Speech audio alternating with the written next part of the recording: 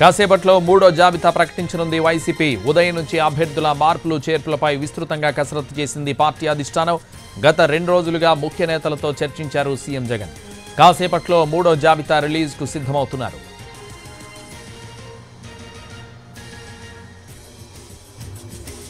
ఇక వైసీపీలో రాజకీయం రసవత్తరంగా సాగుతోంది. ఓవైపు మార్పులు చేర్పులు, మరోవైపు బుజ్జగింపులు, సర్దబాట్లతో తాడేపల్లి సీఎం క్యాంపు కార్యాలయంలో హడావిడి కనిపిస్తోంది. పార్థసారథి పార్టీ మారతారన్న ప్రచారంతో వైసీపీ హైకమాండ్ అలర్ట్ అయింది. ఇప్పటికే పార్థసారథితో రీజనల్ కోఆర్డినేటర్లు అయోధ్య రామిరెడ్డి, మర్రి రాజశేఖర్, ఎమ్మెల్యే కైలే సమావేశమై చర్చించారు. ఆ తర్వాత సీఎంఓకొచ్చారు నేతలు. ముఖ్యమంత్రి జగన్తో భేటీ అయ్యారు. ఆ సమావేశంలో కృష్ణా జిల్లా పార్టీ అధ్యక్షుడు పేర్ని నాని, ఎమ్మెల్యే కొడాలి నాని పాల్గొన్నారు.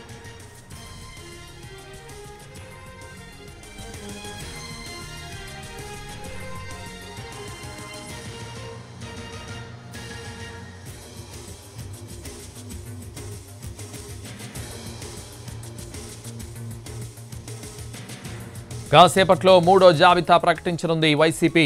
ఉదయం నుంచి అభ్యర్థుల మార్పులు చేర్పులపై విస్తృతంగా కసరత్తు చేసింది పార్టీ అధిష్టానం. గత 2 రోజులుగా ముఖ్య నేతలతో చర్చించారు సీఎం జగన్. కాసేపట్లో మూడో జాబితా రిలీజ్కు సిద్ధమవుతున్నారు. ఇదే విషయానికి సంబంధించి మరింత సమాచారం మా ప్రతినిధి రెహానా లైవ్లో అందిస్తారు. రెహానా,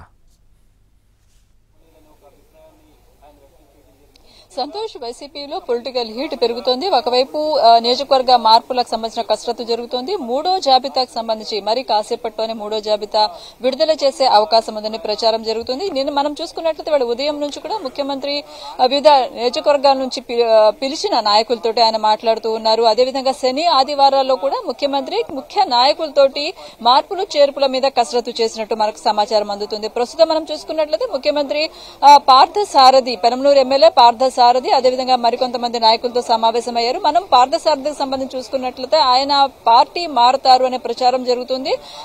అదేవిధంగా టీడీపీతో టచ్ లో ఉన్నారన్న ప్రచారం కూడా జరుగుతున్న నేపథ్యంలో వాళ్ళ ఉదయం నుంచి కూడా పార్థసారథి తోటి పార్టీ నాయకులు కాంటాక్ట్ లోకి వెళ్లారు. ఆయన్ని బుజ్జగించే ప్రయత్నం చేశారు. రీజనల్ కోఆర్డినేటర్లు మర్రి రాజశేఖర్, అదేవిధంగా అయోధ్య రామిరెడ్డి ఇద్దరు కూడా ఆయనతోటి భేటీ అయ్యారు. ఎమ్మెల్యే పామర్ ఎమ్మెల్యే కైలే అనిల్ కూడా ఉన్నారు. వాళ్ళందరూ ప్రస్తుతం ముఖ్యమంత్రి వాళ్ళందరూ మాట్లాడిన తర్వాత ఇప్పుడు ప్రస్తుతం ముఖ్యమంత్రి తోటి భేటీలో ఉన్నారు. పార్థసారథి గతంలో చూసుకున్నట్లయితే తనకు మంత్రి పదవి వస్తుందని ఆశించారు. అయితే 2 దఫాలు కూడా మంత్రి పదవి రాని నేపథ్యంలో ఆయన కొంత అసంతృప్తి ఉంది. మనం చూసుకున్నట్లయితే సామాజిక బస్సు యాత్ర సందర్భంగా ఆయన ఇలాంటి వ్యాఖ్యలు కూడా చేశారు. ముఖ్యమంత్రి జగన్ తనను గుర్తించలేదు, నియోజకవర్గ ప్రజలే తనను గుర్తించారంటూ చేసిన వ్యాఖ్యలు సంచలనం రేపాయి.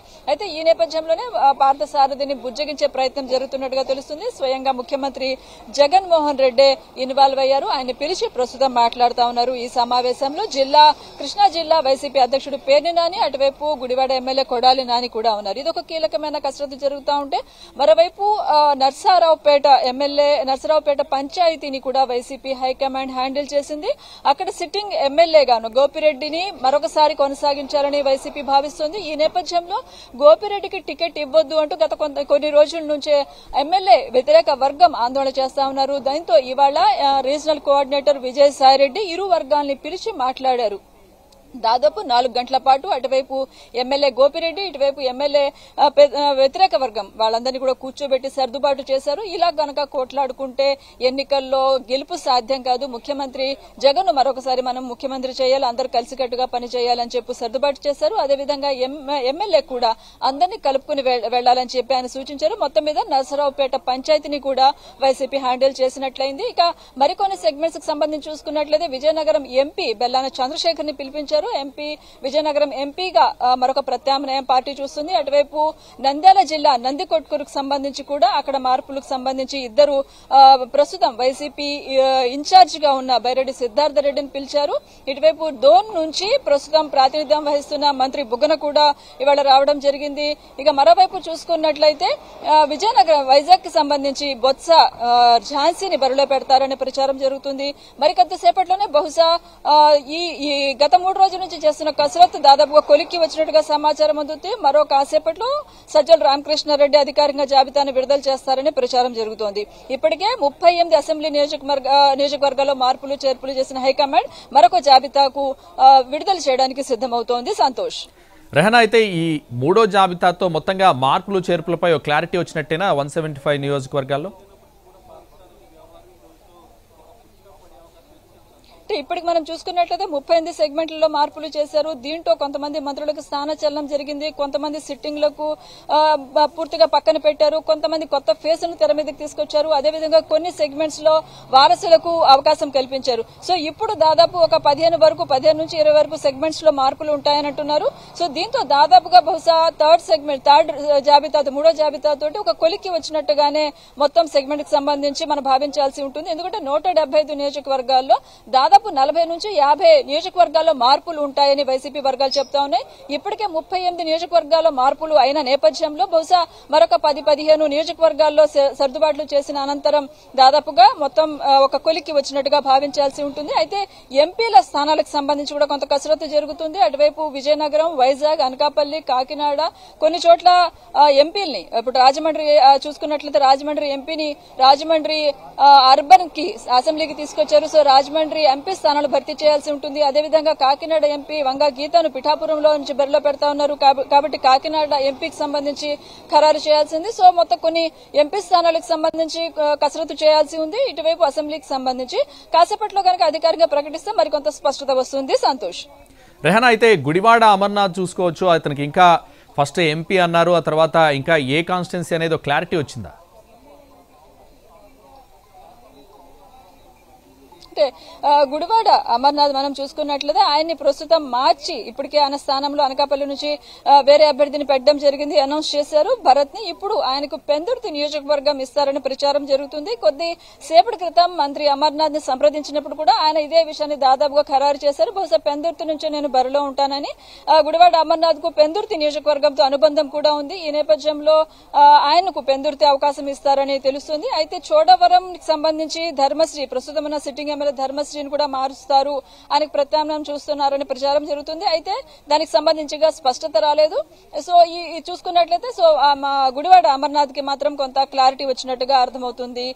గుడివాడ అమర్నాథ్ వర్గాల నుంచి వచ్చిన సమాచారం గానీ ఆయన చెప్పిన సమాచారం ద్వారా గానీ. సంతోష్, అయితే నర్సరావుపేట జిల్లాలో క్లారిటీ వచ్చిందా అభ్యర్థులపై రెహనా?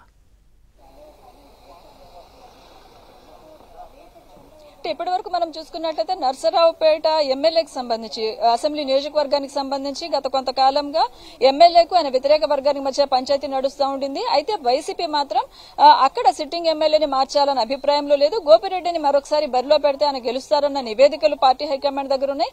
అయితే ఆయన వ్యతిరేక వర్గం ఆయనకు సహకరించము, గోపిరెడ్డి ఉంటే గనక ఆయన ఖచ్చితంగా మేమే ఓడించి తీరుతాము, ఆయన టీడీపీ నాయకులకు సహకరిస్తున్నారు అంటూ ఆరోపణలు చేశారు. ఈ నేపథ్యంలోనే పార్టీ హైకమాండ్ రంగంలో దిగింది. వ్యతిరేక వర్గాన్ని ఎమ్మెల్యే వ్యతిరేక వర్గాన్ని పిలిచి మాట్లాడారు.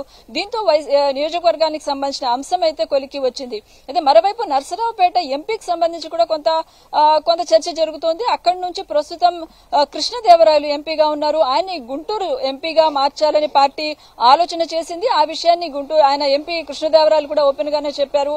అయితే తాను మాత్రం నర్సరావుపేట నుంచే బరిలో ఉండాలనుకుంటున్నాను అని చెప్పారు. సో ఈ నేపథ్యంలో నర్సరావుపేట నుంచి కృష్ణదేవరాయలే బరిలో ఉంటారా లేదంటే పార్టీ మరొక ప్రత్యామ్నాయం చూస్తుందా అనే అంశం మీద కొంత క్లారిటీ రావాల్సి ఉంటుంది. మొత్తం మీద అయితే పల్నాడు జిల్లాకు సంబంధించి అయితే కొంత స్పష్టతగా వచ్చినట్టే భావించాలి అసెంబ్లీ సెగ్మెంట్స్ వరకు. సంతోష్. రెహనా, పెనమలూరు ఎమ్మెల్యే పార్థసారథి ఇప్పటికే టీడీపీతో కూడా టచ్ లో ఉన్నారంటూ వార్తలు వస్తున్నాయి. అయితే దీనిపై క్లారిటీ ఏమైనా వచ్చిందా? అతనికి ఏ కాన్స్టిట్యున్సీ అప్పచెప్పబోతోంది వైసీపీ? ప్రస్తుతం అయితే పార్థసారథి పెనమలూరు నియోజకవర్గానికి ప్రాతినిధ్యం వహిస్తా ఉన్నారు. ఆయన్ను పెనమలూరు కాకుండా మచిలీపట్నం ఎంపీగా పోటీ చేయాలని పార్టీ ప్రతిపాదన పెట్టింది. లేదంటే మరొక సెగ్మెంట్ నుంచి పోటీ చేయాలని ప్రతిపాదన పెట్టారు, గన్నవరం అసెంబ్లీ సెగ్మెంట్ నుంచి. అయితే పార్థసారథి మాత్రం తాను పెనమలూరు సెగ్మెంట్ నుంచే పోటీ చేస్తానని చాలా స్పష్టంగా చెప్పారు. మరొక వైపు చూసుకున్నట్లయితే ఆయనలో గత కొంతకాలం నుంచి అసంతృప్తి ఉంది. తనకు మంత్రి కేబినెట్ లో తనకు అవకాశం ఇవ్వలేదని ఈ అంశం మీద ఆయన ఓపెన్ డయాస్ లోని సామాజిక బస్సు యాత్ర సందర్భంగా చెప్పడం, ఆ తర్వాత తనకు వివరణ ఇవ్వడం జరిగింది.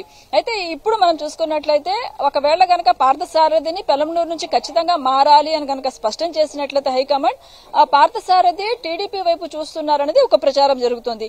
ఈ నేపథ్యంలోనే ప్రస్తుతం పిలిచి మాట్లాడుతా ఉన్నారు. రీజనల్ కోఆర్డినేటర్లు ఇద్దరు మాట్లాడారు ఉదయం నుంచి. ఇప్పుడు ముఖ్యమంత్రి సమక్షంలోనే ఆయన కూర్చోబెట్టి మాట్లాడుతా ఉన్నారు.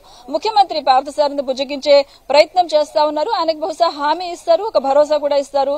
ఈ ముఖ్యమంత్రిని కలిసిన తర్వాత పార్థసారథి పెనండూరులో నుంచే పోటీ చేస్తారా లేకపోతే మరొక సెగ్మెంట్ కి మారతారా, మొత్తం మీద నిర్ణయం ఏ రకంగా ఉంటుందనేది కాసేపట్లో మరికొంత స్పష్టత వస్తుంది. Santosh. Right, thank you Rehana.